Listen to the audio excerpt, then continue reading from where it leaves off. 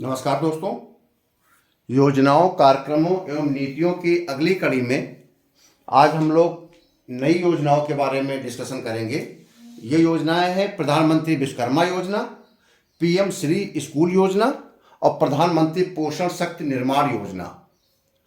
और ये नई योजनाएं हैं आपकी विगत 10 वर्षों से योजनाएं चल रही हैं माननीय प्रधानमंत्री मोदी जी के नेतृत्व में। लेकिन ये कुछ वो योजनाएं हैं जो अभी 2-3 साल के अंदर आपके लॉन्च की गई हैं। तो उसमें से प्रधानमंत्री विश्वकर्मा योजना 17 सितंबर 2023 को लॉन्च की गई थी। इसका उद्देश्य पारंपरिक कारीगर और शिल्पकारों को बढ़ावा देना था, उनको आर्थिक सहायता देना था, उनको हुनरमंद करना था, उनको तकनीकी सहयोग करना था, उनके व्यवसाय को बढ़ाना था। अब देखिए कितने उद्देश्य आ गए। उनकी आर्थिक सहायता करना, उनको प्रशिक्षित करना, उनको तकनीकी सहयोग प्रदान करना, उनके व्यवसाय को बढ़ावा देना, उनके हुनर को प्रोत्साहित करना, उनको एक पहचान देना और उनके काम की महत्ता को देश के सामने प्रस्तुत करना और ग्रामीण एवं शहरी क्षेत्र में इसे बढ़ावा देना। इसके अंतर्गत लगभग 18 पारंपरिक व्यवसायों को जोड़ा गया है इस योजना में, जिसमें बढ़ई, लोहार, कुम्हार, दर्जी, मोची ये सब पारंपरिक काम को करते हैं, जिससे समाज चलता है और लोगों की अपने अर्थव्यवस्था को बढ़ावा मिलता है। इस योजना के अंतर्गत पीएम विश्वकर्मा आईडी कार्ड इसी दिया जाता है ताकि उनको पहचान मिले, उनका रिकॉग्निशन मिले। कोई भी शिल्पकार होगा, कोई भी कारीगर होगा, उसे पीएम विश्वकर्मा आईडी कार्ड दिया जाएगा, एक प्रमाण पत्र दिया जाएगा, कौशल संबंधी प्रशिक्षण दिया जाएगा, टूल किट्स प्रोत्साहन के लिए 15,000 रुपए दिए जाएंगे। आप देखते हैं कि बहुत से लोग काम के तो एक्सपर्ट होते हैं, कुशल होते हैं, पैसा नहीं होता। आपको मिस्त्री काम करना है तो मिस्त्री के टूल्स के लिए पैसे नहीं है, आपको इलेक्ट्रीशियन का काम करना है तो आपके लिए इलेक्ट्रीशियन के टूल्स के लिए पैसे नहीं है। तो इस कामों को करने के लिए 15,000 रुपये टूल किट्स प्रोत्साहन दिया रहा है। और साथ ही साथ यदि काम को आप और बढ़ाना चाहते हैं, दुकान खोलना चाहते हैं, यदि किसी प्रकार से ऑनलाइन या किसी अन्य प्रकार से आपको लगता है कि टेक्नोलॉजी में किसी तरह से आप अच्छे हो जाएं तो आपको काम ज़्यादा अच्छा मिलेगा, तो अपने काम से संबंधित, अपने हुनर संबंधित किसी काम को करने के लिए 1 लाख रुपए का ऋण भी मिलेगा, मात्र 5% की ब्याज दर पर। और अगर ये आपने समय से चुका दिया तो 2 लाख तक का ऋण फिर से मिल जाएगा। तो ये आपकी योजना है जिससे कि देश के जो भी पारंपरिक कारीगर या शिल्पकार है उनको आगे बढ़ने का मौका मिल सके। बहुत इंपॉर्टेंट है। और हमेशा विश्वकर्मा जयंती मनाई जाती है, तो उसी उपलक्ष्य में विश्वकर्मा योजना लॉन्च की गई थी उसी समय। और ये देश के एक बड़े तबके तक इस विकास को बढ़ावा देने का मौका मिलेगा। तो आप समझ गए, प्रधानमंत्री विश्वकर्मा योजना से कौशल उन्नयन होगा, स्किल डेवलपमेंट होता है। इसमें टूल किट्स प्रोत्साहन की बात कही गई है, ऋण सहायता की बात कही है। जब मैं कोई भी लेक्चर दूं तो केवल बोर्ड पर आप ना केंद्रित होकर मेरी आवाज़ को जरूर सुनेंगे, उनको अपने नोट्स में जरूर उन शब्दों को जरूर लिख लेंगे। इससे आपका आंसर इनरिच हो जाएगा और आंसर आपके 150-200 शब्दों में बन जाएंगे। अगर आपके स्क्रीन में शब्द 50 से 100 शब्द दिख रहे हैं तो वहां आपको 200 शब्द लिखने में आसानी रहेगी। ठीक है। तो जैसे मैंने बताया कि आईडी बनाई जाएगी, प्रमाण पत्र दिया जाएगा, कौशल उन्नयन किया जाएगा, टूल किट्स प्रोत्साहन में 15,000 रुपए दिए जाएंगे।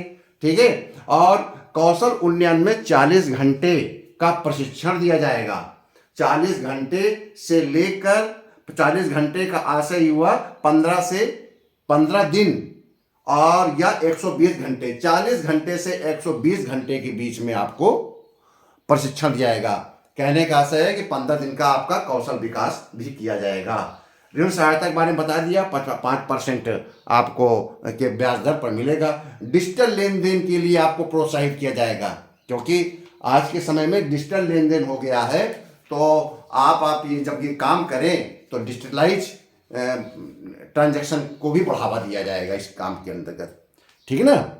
आपको बता ही दिया इसमें कौन कौन से लोग हैं। इसमें 18 पारंपरिक व्यवसायों को शामिल किया गया है।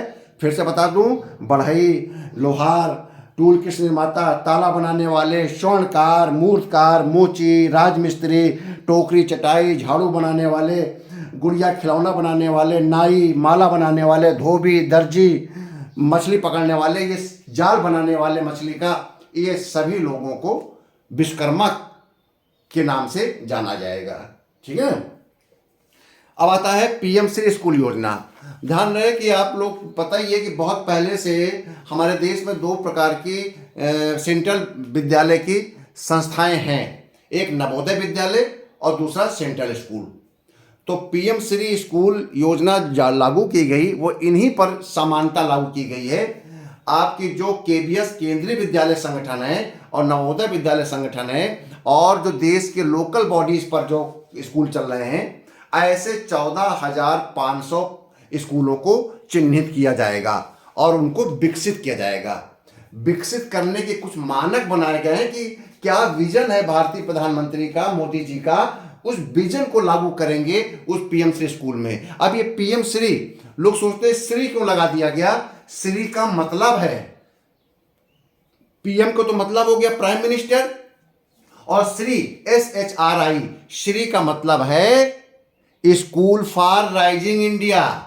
श्री SHR से मतलब SH से मतलब है स्कूल, R से मतलब है राइजिंग और I से मतलब है इंडिया।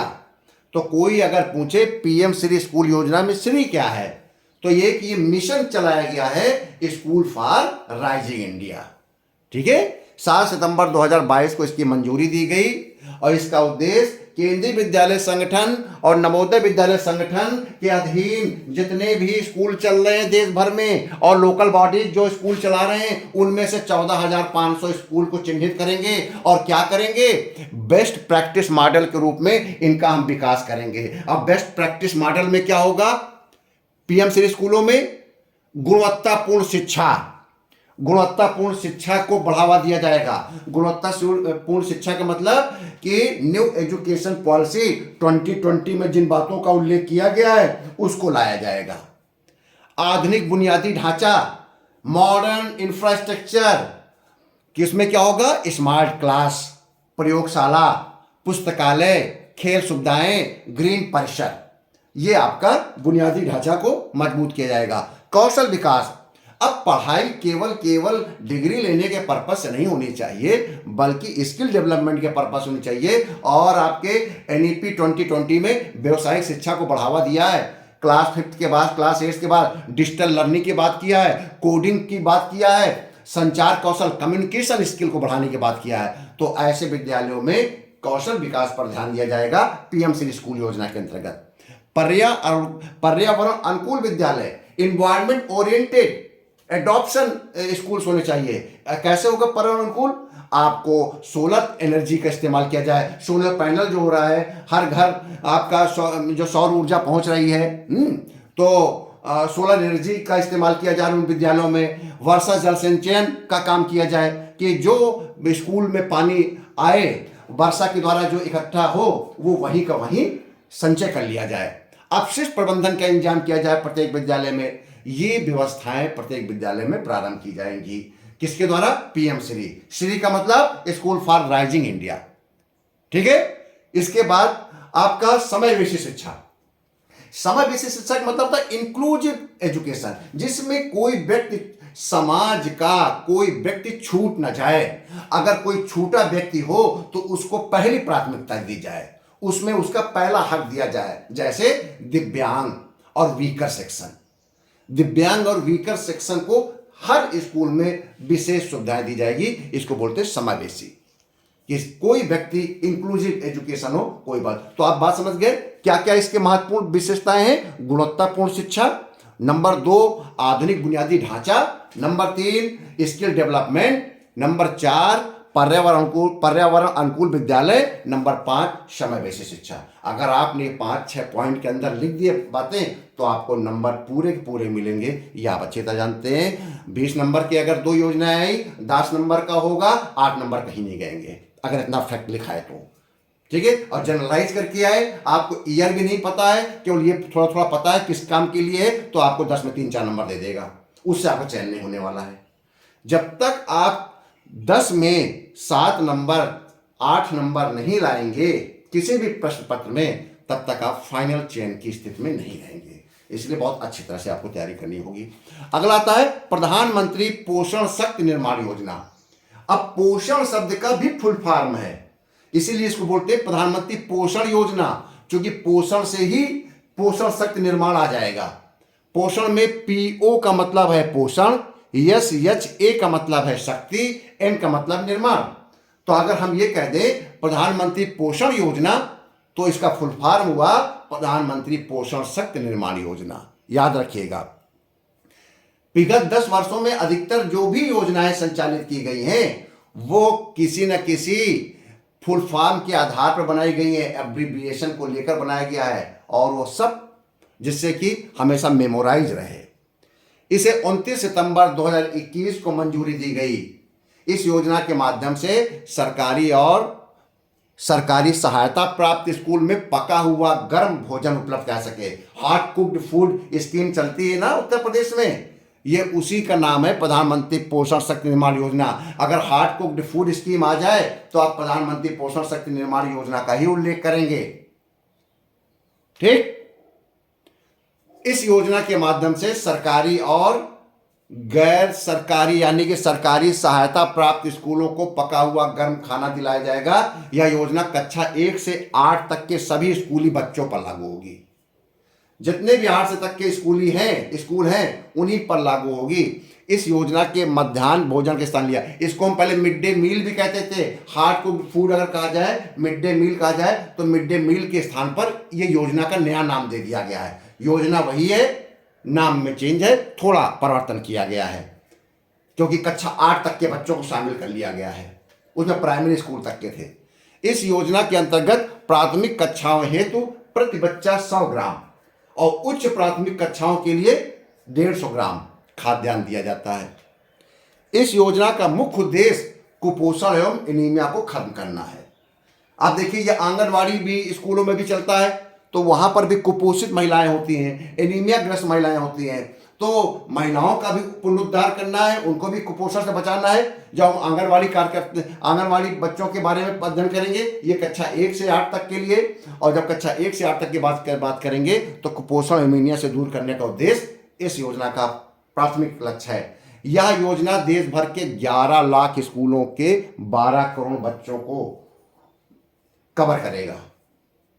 आप फैक्ट डाल देंगे, आपको अच्छे नंबर मिल जाएंगे। और इस योजना में 60% जो खर्चा आता है, इस योजना में जो भी खर्चा आता है राज्यवार, उसमें से 60% केंद्र देता है और 40% राज्य अपना योगदान देता है। अगर वो राज्य पूर्वोत्तर राज्य है, जम्मू कश्मीर है, उत्तराखंड है, सिक्किम है, नागालैंड, मेघालय है, ऐसे राज्य हैं, तो वहां पर 90% केंद्र देगा सहायता, 10%। अधिकतर योजनाओं में यही रेशियो चलता है पूर्वोत्तर राज्यों में, 90 और 10 का अनुपात। तो कभी अगर आपको थोड़ा सा कंफ्यूजन रहे तो आप 90-10 लिख सकते हैं, और सामान्य राज्यों में 60-40 का रेशियो है। तो आपको ये 3 योजनाएं अच्छे से समझ में आ गई। मुझे पूरी तरह विश्वास है कि आपको ये योजनाएं आप अच्छे से इनको पढ़ते जा रहे होंगे, और ध्यान रहे कि योजनाओं को बहुत अच्छे से याद करिए और रिवाइज करते रहिए प्रतिदिन, क्योंकि जैसे जैसे एग्जाम आएगा ये योजनाएं की संख्या बढ़ती जाएगी। अभी मैंने मान लीजिए आपको 9-10 योजनाएं बताई है, 4-5 योजनाएं पहले मैंने बता रखा है विभिन्न लेक्चर के बीच में, जैसे कि आपकी एजुकेशन से संबंधित जो योजनाएं हैं, ऐसे इसमें नीतियां भी होंगी। जैसे नीतियां मैंने आपको बता रखा है, एनएपी, नेशनल एजुकेशन पॉलिसी, ठीक है ना, ऐसे और भी योजनाएं हैं, नीतियां हैं। तो उसको ध्यान रखते हुए आप 10-12 कार्यक्रमों और नीतियों के बारे में आप पढ़ चुके हैं। परीक्षा आते आते ये 25 हो जाएंगी, और इन 25 योजनाओं को याद करना इतना सहज नहीं रहेगा, इसलिए आप डेली रिवीजन करिए। बहुत शॉर्ट में है, 1 लाइनर नोट्स बनाइएगा। इसको, ये जो मैं लिखता हूं, इसको आप 1 2 3 4 5 6 करके लिखिएगा। तो आपको मेमोराइज करना, याद करना, लास्ट समय में पॉइंट वाइज पॉइंट ध्यान में रखना आपके लिए आसान होगा। ठीक है, कोई भी आप नोट्स बनाइए, उसको आप पॉइंट वाइज पॉइंट लिखिए, ताकि याद करेंगे। एग्जाम में आप उसे पैराग्राफ वाइज कर दीजिएगा, कोई दिक्कत नहीं। याद करने का पर्पज से आप उसको पॉइंट वाइज कर लीजिए, क्योंकि हर एक फैक्ट है, और मैं इसलिए इसको फैक्चुअल बना रहा हूं कि डिस्क्राइब आप कर लीजिएगा। पीएम श्री स्कूल योजना में जब आप ये विशेषताएं लिखेंगे कि क्या क्या इसका लक्ष्य है, इसके बाद आपके पास अपने आप विजन खुल जाएगा कि वो स्कूल कितना सुंदर होगा, उस स्कूल से कितनी मोरालिटी होगी, वो स्कूल के बच्चे पर्यावरण के अनुकूल विचार उनमें आ जाएगा, उनमें एक अच्छे नागरिक बनने के क्या कहते हैं क्वालिटी डेवलप हो जाएगी, और अधिक से अधिक समाज के अधिक से अधिक लोग शिक्षा से जुड़ जाएंगे। खेल सुविधाएं होने के कारण अधिक से अधिक प्रतिभाएं बाहर निकल के आएंगी, क्योंकि पीएम से school prime minister school for rising India के लिए है। तो इनसे हम एक आदर्श स्कूल के रूप में हमेशा अपेक्षा करेंगे। इस प्रकार के जिसको डिफाइन करेंगे, अगर 1.5-2 शब्दों में आ जाएगा, आप बेहतर तरीके समझ सकते हैं, डिफाइन भी कर सकते हैं। ऐसे पोषण शक्ति में अगर बच्चे शक्तिशाली होंगे, मजबूत होंगे, एनीमिया ग्रस्त नहीं रहेंगे, सशक्त होंगे, तो फिर उससे क्या प्रभाव पड़ेगा भविष्य की पढ़ाई पर, इस पर आप लिख सकते हैं। ठीक है ना। तो बहुत बहुत धन्यवाद। आपको मेरा वीडियो अगर अच्छा लगा हो तो इसे लाइक करिए, सब्सक्राइब करिए। मेरा इसमें लिंक भी है मेरे चैनल में आपका टेलीग्राम का। अगर भविष्य में मैं कोई इसमें PDF डालता हूं या कोई मटेरियल डालूंगा तो उसको आप समय समय पर जरूर देखते रहें। बहुत बहुत धन्यवाद।